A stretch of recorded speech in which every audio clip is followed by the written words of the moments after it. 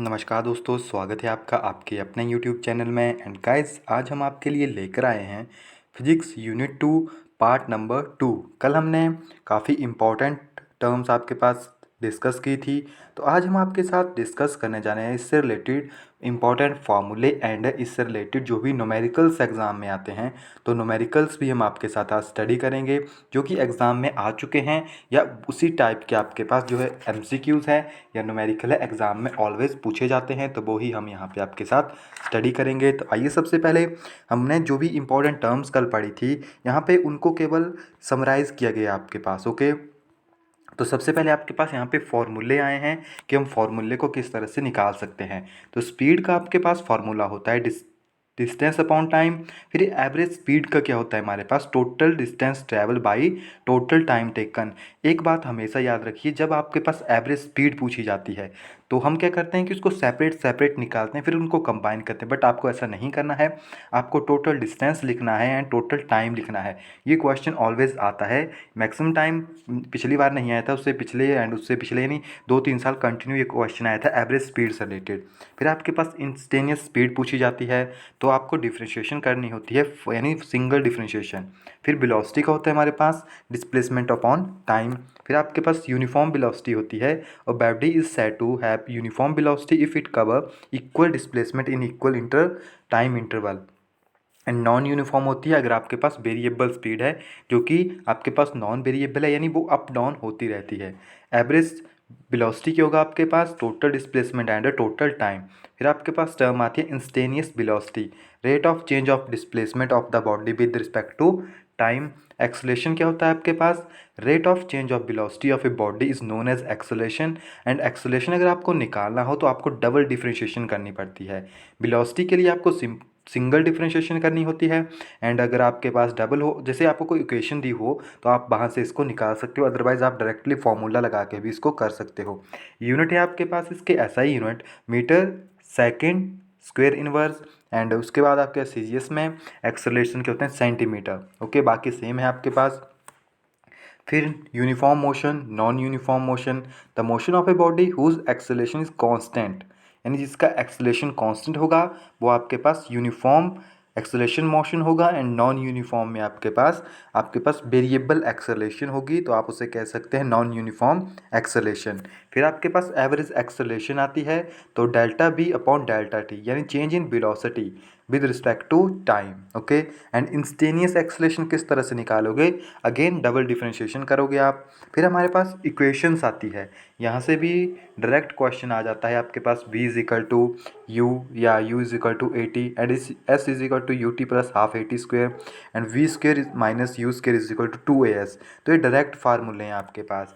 And अगर आपको distance निकालना हो यूनिफॉर्म एक्सेलरेशन का तो हम यूज़ करते हैं s आपके पास डिस्टेंस होता है and nth and u plus a upon 2n-1। And अगर आपके पास कोई बॉडी फ्रीली फॉल्ड है, यानी वहाँ पे वो जी यानी एक्सेलरेशन ड्यू टू ग्रेविटी की वजह से नीचे गिर रही है, तो आप इन फार्मूलेज को यहाँ पे यूज़ करोगे। ये ऊपर वाले ही फार्मूले हैं, बट यहाँ पे आपके पास टाइम के साथ जी भी ऐड हो गया है। यहाँ पर अगर आप देखोगे तो आपके पास ए था यानी एक्सेलरेशन थी, यहाँ पे आपके पास ग्रेविटेशनल यानी जी है, एक्सेलरेशन ड्यू टू ग्रेविटी है आपके पास। And acceleration due to gravity की वैल्यू कितनी होती है हमारे पास, 9.8 मीटर सेकेंड इनवर्स स्क्वायर जो है आपके पास इसकी वैल्यूज़ होती है। तो ये काफ़ी इंपॉर्टेंट फार्मूले हैं, इनको आप जरूर याद रखिएगा। एंड आप उसके बाद आपके पास रिलेटिव वेलोसिटी आती है of an object with respect to the object B when both moving parallel to each other in the same direction. तो अगर सेम डायरेक्शन में होंगे तो V A minus V B करोगे आप।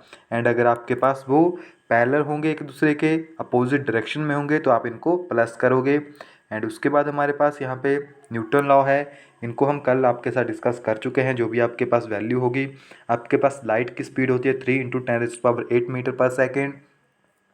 एंड आपके पास व्हीकल होता है वो ओडोमीटर, यानी मेज़र द डिस्टेंस। ओडोमीटर क्या मेज़र करता है, डिस्टेंस करता है। एंड डिस्टेंस जो है आपके पास स्केलर क्वांटिटी है एंड डिस्प्लेसमेंट जो आपके पास वेक्टर क्वांटिटी है, हम कल देख चुके थे। एंड डिस्टेंस एंड जो आपके पास डिस्टेंस क्या होता है, डिस्प्लेसमेंट क्या होती है, तो इनको हम कल स्टडी कर चुके हैं। स्पीड जो है आपके पास ऑलवेज पॉजिटिव होती है। स्पीड जो है आपके पास वो स्केलर क्वांटिटी है आपके पास, ओके। एंड एवरेज स्पीड का आपके पास फार्मूला है दिस। अगर आपको डिस्टेंस गिवन हो, जैसे first distance second distance given है, v1 v2 आपको गिवन है, तो आप एवरेज स्पीड जो है इसकी निकाल सकते हो। And speedometer measure the instantaneous speed. Speedometer क्या मेजर करता है, इंस्टेनियस स्पीड। फिर आपके पास एवरेज वेलोसिटी आती है। ये तो डायरेक्टली क्वेश्चन पूछ लिया था पीछे टैट में, जो फिजिक्स में आपके पास डायरेक्टली क्वेश्चन आ गया था। सम टाइम इसको मैथ्स में भी पूछ लिया जाता है, ओके। तो इस फार्मूले को भी याद रखिए, v2v1 v2 upon v1 plus v2। And average speed क्या होती है आपके पास, of a body covering equal distance differ. तो यहाँ पे इसका फार्मूला भी आपके पास, अगर आपके पास ज़्यादा टर्म्स हैं। एंड जो वेलोसिटी आपके पास वो वेक्टर क्वांटिटी है। एंड इन सभी टर्म्स को हम पहले ही स्टडी कर चुके हैं, सो इनको हम स्टडी नहीं करेंगे। एंड यहाँ पे आपके पास स्टॉपिंग डिस्टेंस है, जैसे कोई व्हीकल मूव कर रहा है तो उसको स्टॉप करने के लिए कितना जो है फोर्स लगेगी, तो वो है आपके पास व्हीकल, यानी stopping distance is directly proportional to square of initial velocity, okay, जिसे हम रिटार्डेड कांस्टेंट भी कहते हैं। यहाँ पे आप इसका स्क्रीनशॉट ले लीजिए अगर आप इनको पढ़ना चाहते हैं। बाकी ये इतने ज़्यादा इंपॉर्टेंट यहाँ पे नहीं है, ओके, क्योंकि पहले भी हम इनको स्टडी कर चुके हैं।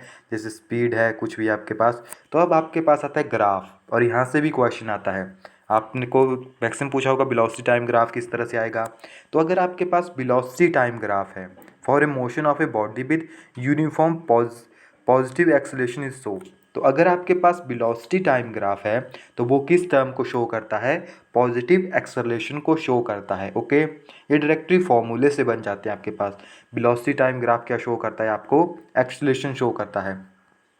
फिर आपके पास अगर वेलोसिटी टाइम ग्राफ है और वो अगर आपके पास यूनिफॉर्म है तो आपके पास वो नेगेटिव को शो करेगा। एंड दोनों सेम है आपके पास, बट अगर आप इतना ही याद रखिए कि वेलोसिटी टाइम ग्राफ आपको एक्सेलरेशन शो करता है, वो या तो वो नेगेटिव एक्सेलरेशन हो सकती है आपके पास या पॉजिटिव एक्सेलरेशन होगी। अगर पॉजिटिव होगी तो ग्राफ ऊपर की तरफ आएगा, अगर नेगेटिव होगी तो ग्राफ बिलो आएगा। एंड उसके बाद आपके पास एक्सेलरेशन की स्लोप किस तरह से आती है, a is equal to slope of v minus T graph. And आपके पास यहाँ पे ग्राफिकल रिप्रेजेंटेशन है for uniform positive acceleration. Position time graph में आपके पास इस तरह से आती है, वेलोसिटी टाइम ग्राफ में आपके पास इस तरह से आती है।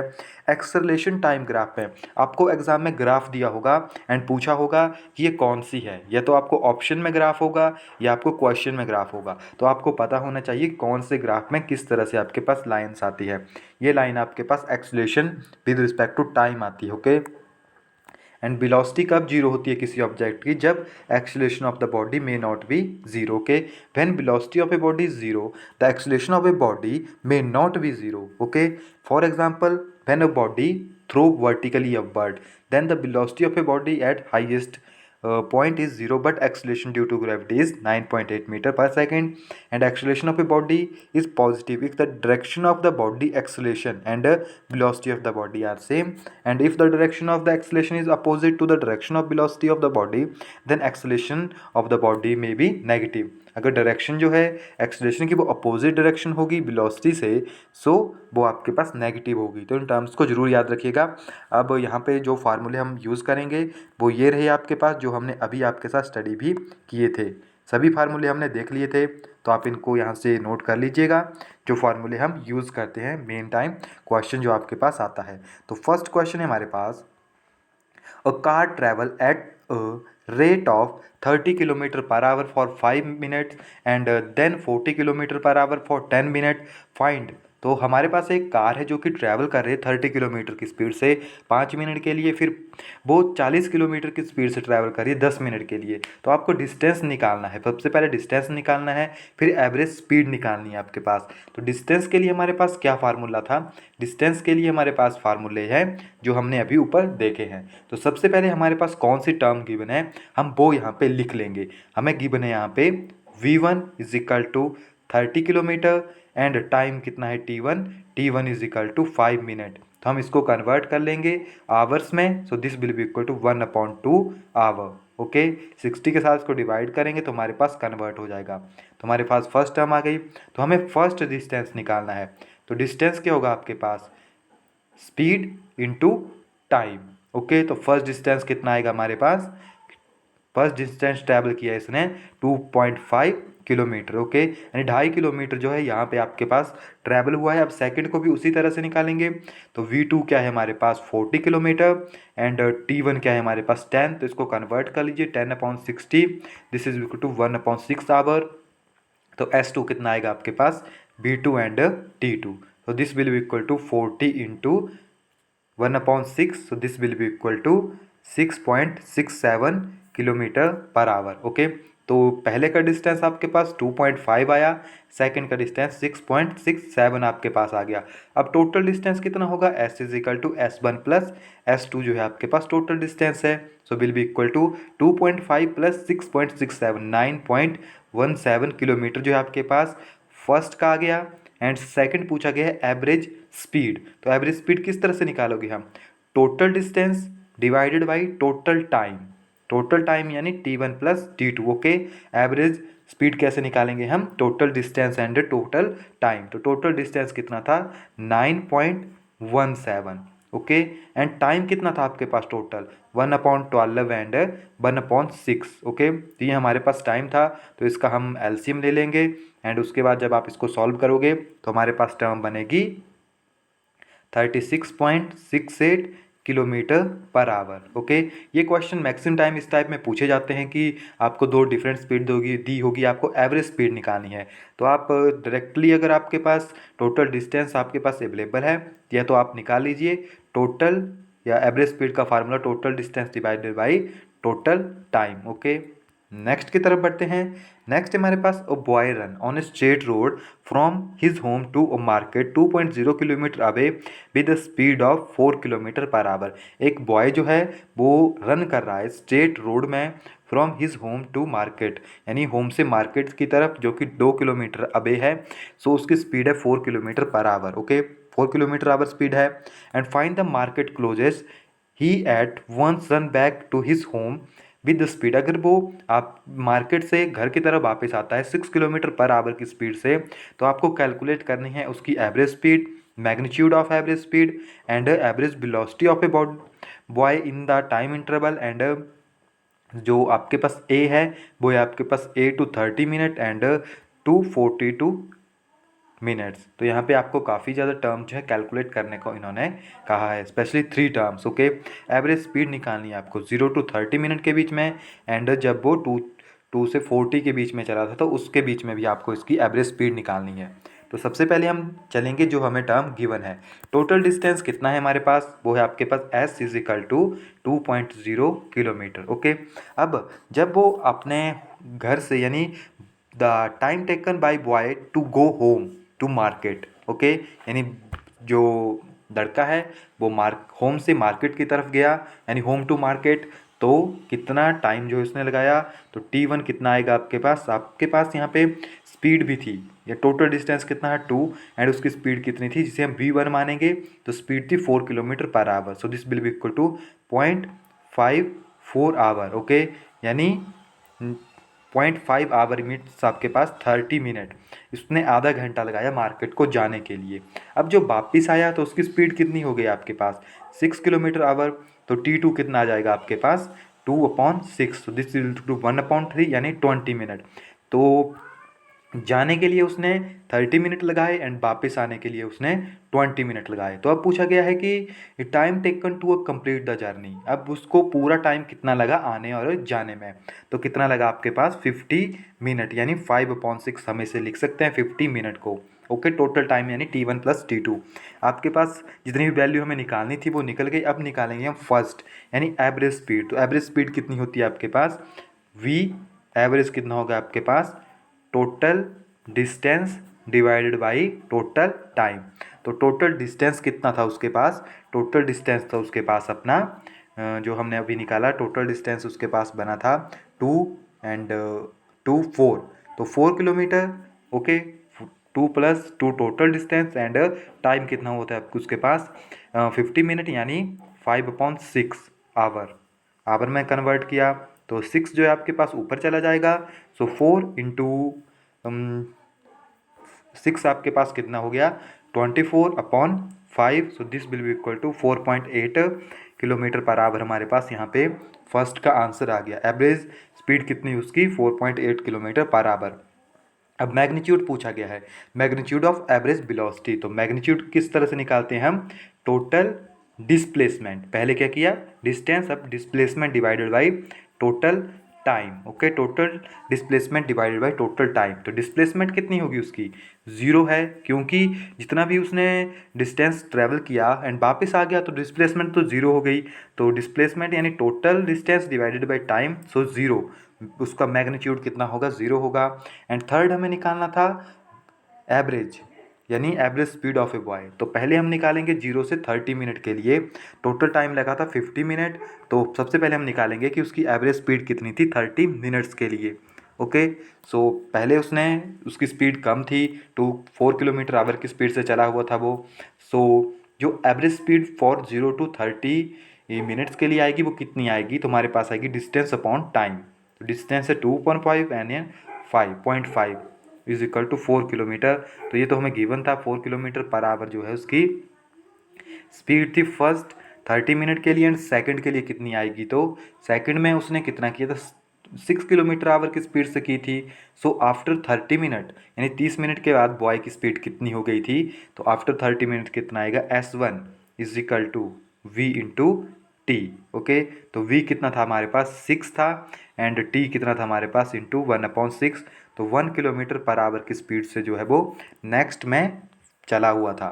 सो टोटल जो डिस्टेंस आपके पास आएगा travel by boy in 40 minute, तो 40 मिनट में उसने कितना डिस्टेंस जो है ट्रैवल किया था। तो आपके पास जो उसका टोटल डिस्टेंस आएगा वो आएगा यहाँ पे पहले 30 था, फिर 10 आपके पास आ गया, तो उसको स्पीड कितनी थी 2 किलोमीटर उसने कवर किया था एंड 1 किलोमीटर। तो उसने आपके पास 40 मिनट में तकरीबन 3 किलोमीटर जो है आपके पास डिस्टेंस जो है ट्रैवल किया था। ओके, सो टाइम कितना लगेगा उसको, तो आई थिंक सफिशिएंट है, इतने तक की क्वेश्चन पूछा जाएगा, इस तरह के क्वेश्चन नहीं पूछे जाते। ओके, तो नेक्स्ट हमारे पास है आपके पास एक कार है जिसने फर्स्ट हाफ डिस्टेंस जो है कवर किया है 40 किलोमीटर आवर की स्पीड से, एंड सेकंड जो है कवर किया है 60 किलोमीटर पर आवर की स्पीड से। आपको एवरेज इसका एवरेज स्पीड निकालनी है, तो आपके पास फॉर्मूला लगेगा V average is equal to 2V1 V2 upon V1 plus V2। काफ़ी इजी क्वेश्चन था आपके पास, अगर आपको याद है तो ये क्वेश्चन आता है एग्ज़ाम में। सो V1 कितना है आपके पास 2 इंटू 40 किलोमीटर है, एक दूसरा 60 है, डिवाइडेड बाई 40 प्लस 60 डायरेक्ट हो जाएगा आपके पास। यानी जब आप इसको सॉल्व करोगे तो हमारे पास ये बनेगा ऊपर आपके पास 2 इंटू 40 इंटू 60 अपॉन 100 आपके पास आ गया। तो अब आप इसको कैलकुलेट कर सकते हो इजली वे में, 100 है आपके पास, ऊपर मल्टीप्लाई है तो 0 के साथ 0 कैंसिल कर सकते हैं। सो हमारे पास फाइनल आंसर आएगा 48 kilometre per hour. So guys, जो भी क्वेश्चन आपके पास मोशन से रिलेटेड बनते थे इतने ही क्वेश्चन यहाँ से आपके पास कवर हो जाएंगे, इससे बाहर कुछ भी नहीं आने वाला है। तो जो हमने आपको MCQ करवाए हैं या जो आपको हमने यहाँ पे न्यूमेरिकल्स करवाए हैं, आप उनको एक बार ज़रूर ट्राई कीजिएगा, क्योंकि ये या इस टाइप में अगर आपको और क्वेश्चन मिलते हैं तो आप और को भी ट्राई जरूर कीजिएगा। सिंपल क्वेश्चन होते हैं एंड आपका टैट क्लियर करने में काफ़ी आपकी हेल्प करेंगे। सो मिलते हैं नेक्स्ट वीडियो में नेक्स्ट चैप्टर के साथ, तब तक के लिए thank you, have a nice day.